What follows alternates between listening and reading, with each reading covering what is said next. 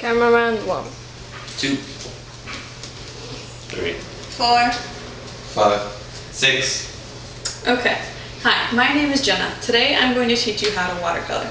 Ever since I was little, I've always loved drawing and painting, so when deciding what to do for this speech, I wanted to teach you guys how to watercolor in a way that you could do today and not have to learn in a long time. You could do it right now. It'd be fun.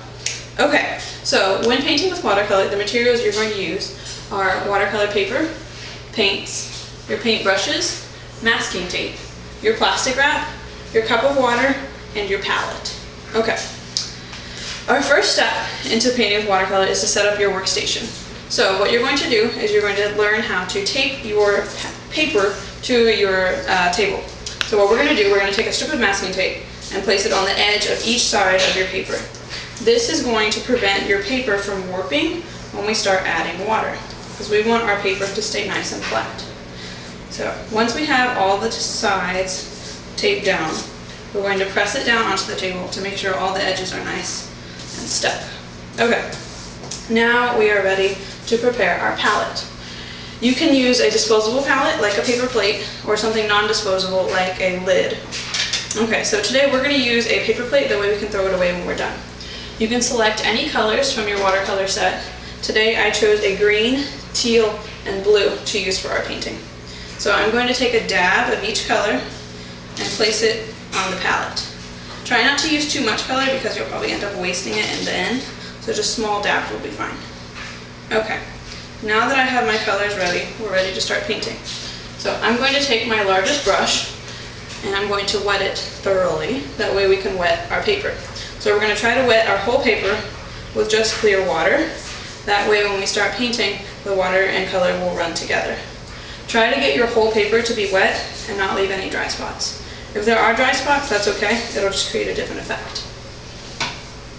Okay, now that our paper is wet, we're going to begin the painting process. When you start painting, the more water that you have in your brush, the more transparent your colors are going to be. The less water you have, the more opaque or concentrated your colors are going to be. So I'm going to get a lot of water in my brush and start with the blue. I'm going to smudge it onto my paper. You can use lots of different techniques when you're adding the paint. You can stroke it on there, you can flick it, you can add dabs, it doesn't really matter. The water will determine how it spreads onto the paper.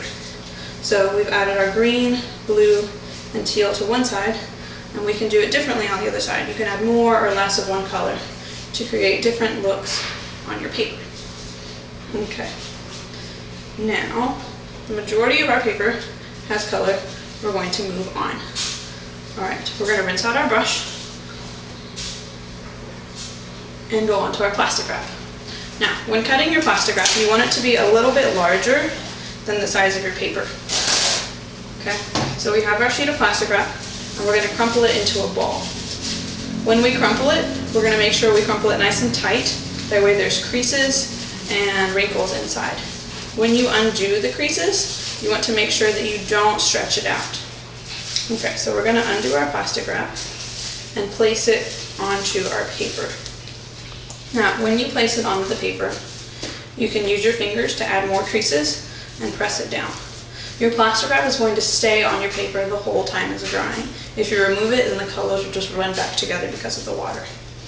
Okay, so while we're waiting for our paper to dry, we're going to clean up our workstation. When you clean up, you have to dump out your water, rinse your palette if you used a non-disposable palette, or throw away your palette if you used a paper plate or something. When washing your brushes, it's very, very important that you wash them thoroughly. You have to get all the paint out, because if you leave dry paint in your brush will harden and you won't be able to use it later on.